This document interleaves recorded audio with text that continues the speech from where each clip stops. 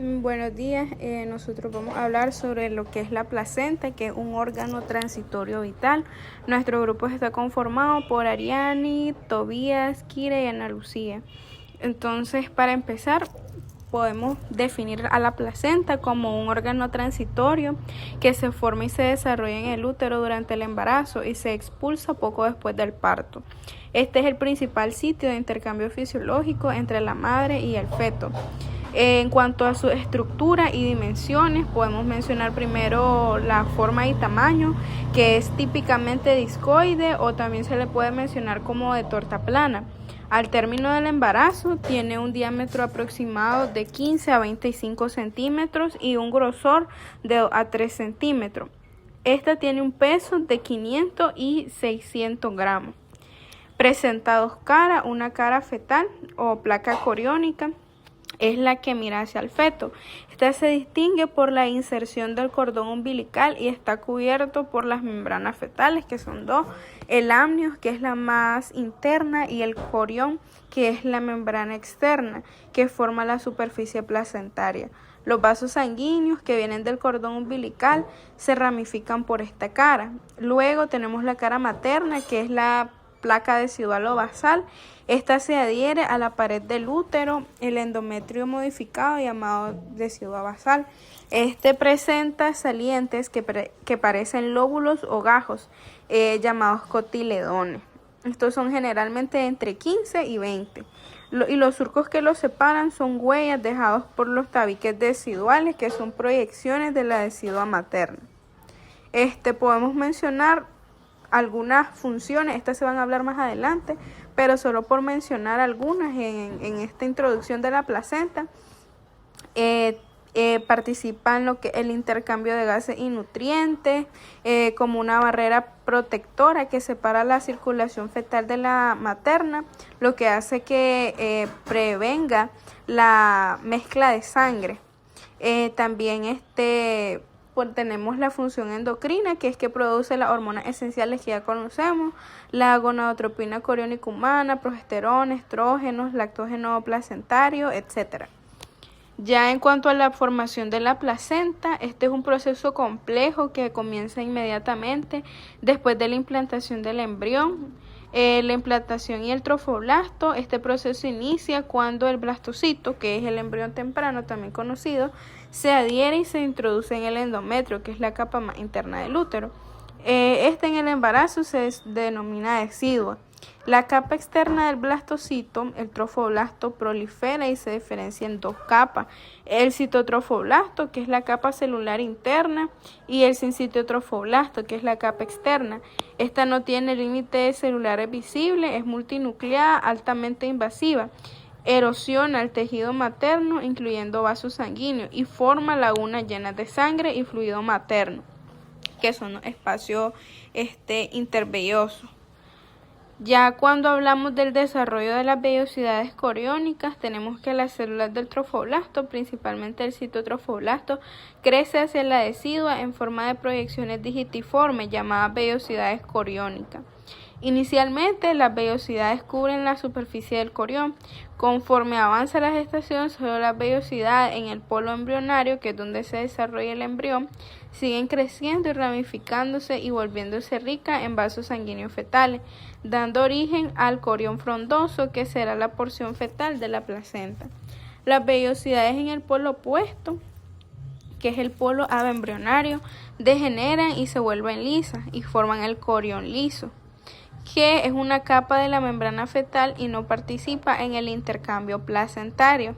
Ya cuando hablamos de los componentes fetal placentarios, tenemos al corión y al trofoblasto. El corión es la membrana extraembrionaria más externa y se forma como una estructura integrada por el mesodermo extraembrionario, que es el tejido conectivo fetal, el citotrofoblasto, el sincitiotrofoblasto.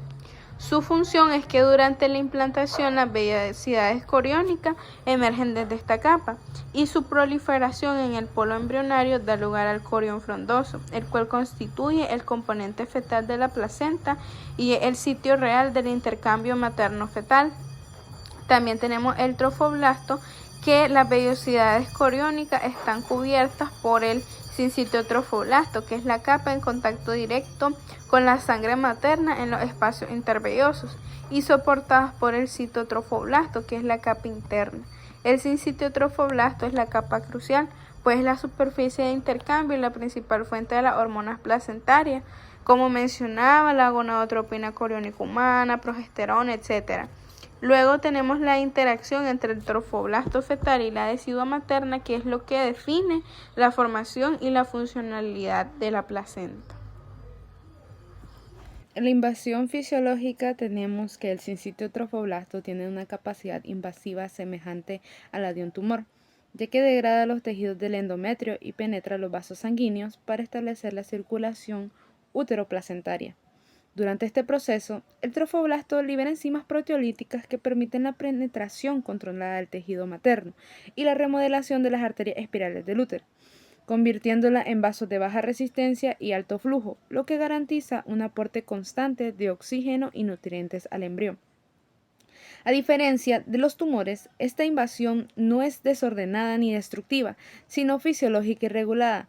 Está controlada por señales hormonales y factores de crecimiento, como lo es el factor de crecimiento endotelial vascular, encargado de estimular la formación de nuevos vasos sanguíneos, y el factor de crecimiento de transformación beta, que limita la invasión del trofoblasto para que no sea excesiva.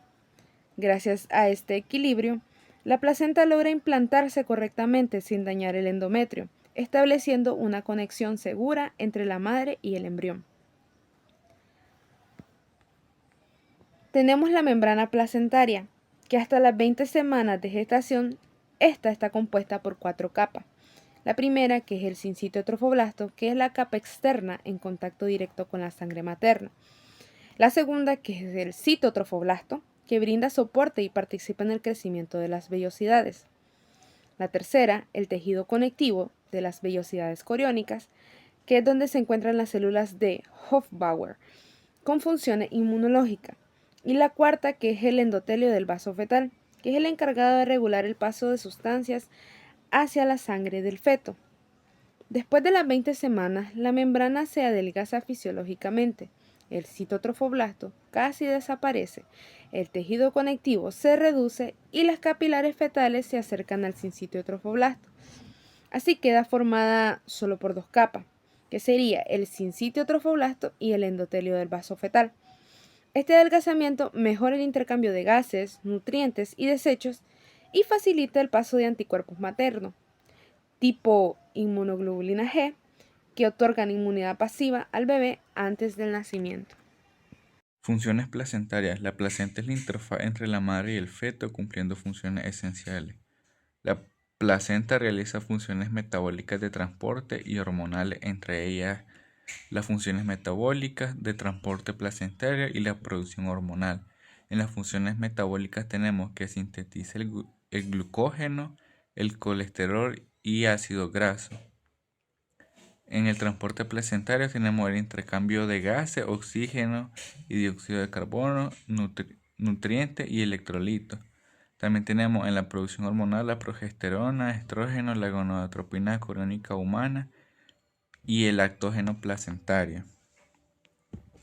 En la invasión anómala tenemos que normalmente el trofoblasto y el endometrio, que es la capa funcional interna del útero, hay una invasión de forma controlada para anclar la placenta.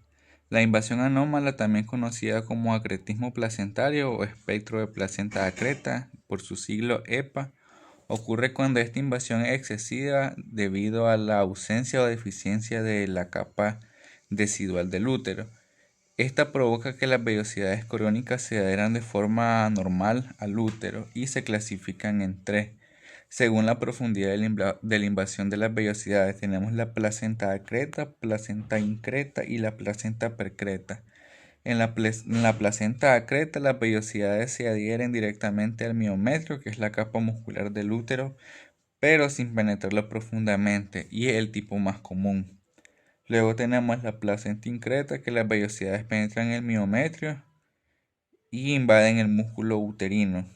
En la placenta precreta, las vellosidades atraviesan toda la pared uterina, miometrio y serosa y pueden adherirse a órganos adyacentes como la vejiga o el intestino. Y este es el tipo menos común, pero el más grave. Esta condición es de alto riesgo ya que la placenta no se desprende adecuadamente después del parto, lo que puede causar hemorragia posparto masiva y a menudo requiere una histerectomía para salvar la vida de la madre. Cuando hablamos del comportamiento tumoral del trofoblasto, nos referimos a este como tejido que tiene la capacidad de invadir, multiplicarse y formar vasos sanguíneos, de una forma muy parecida a la de un tumor. Un ejemplo claro de esto es la mola hidatiforme, una enfermedad que ocurre cuando el corión presenta una proliferación anormal del trofoblasto. En esta situación, las vellosidades coriónicas, que normalmente se encargan de formar la placenta, se degenera y llena de líquido, adaptando una forma esférica como pequeños racimos de uva. Debido a estas alteraciones, no se forma una placenta funcional, lo que impide que el embrión se desarrolle correctamente y finalmente muera. Cuando este proceso se agrava, puede llegar a convertirse en un cariocarcinoma, que es un tumor maligno formado por unas células del trofoblasto. El cariocarcinoma tiene una alta capacidad de invasión y de diseminación por la sangre, pudiendo llegar a órganos como pulmones, hígado o cerebro. Esto demuestra que el trofoblasto, cuando pierde su control natural, puede comportarse como una célula cancerosa con un crecimiento rápido y desordenado. En la conclusión, estos casos nos permite entender que la placenta, aunque una estructura normal y vital, comparte muchas características con los tumores malignos. El trofoblasto tiene un comportamiento invasivo y proliferativo y angiogénico, igual que una neoplasia, pero con una gran diferencia, que en la placenta todo este proceso está controlado por mecanismos hormonales, inmunológicos y moleculares. Gracias a este control, la invasión del trofoblasto se detiene en el momento adecuado, lo que permite la implantación del embrión sin destruir los tejidos maternos.